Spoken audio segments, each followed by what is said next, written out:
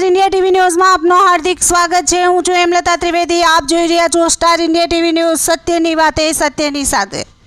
જાલોદમાં જન સલામતી માટે 5 મોટા વૃક્ષો કાપી હટાવાયા। વરસાદી માહોલ અને તેજ પવન વચ્ચે નગરપાલિકાની તકેદારી।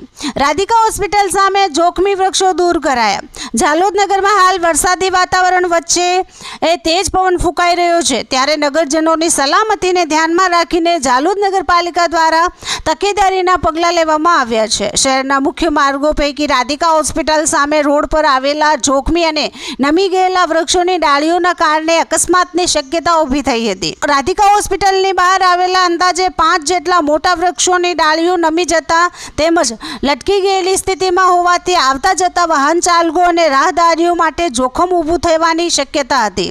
વરસાદ અને તેજ પવન દરમિયાન આ ડાળીઓ અથવા વૃક્ષો તૂટી પડવાથી કોઈ જાનહાનિ કે નુકસાન ન થાય તે માટે નગરપાલિકા દ્વારા તાત્કાલિક કાર્યવાહી કરવામાં આવી હતી। નગરપાલિકાના તંત્ર દ્વારા જન સુખાકારી અને જન સલામતીને પ્રાથમિકતા આપી જોખમી બનેલા આ 5 જેટલા વૃક્ષો કાપીને હટાવવામાં આવ્યા હતા।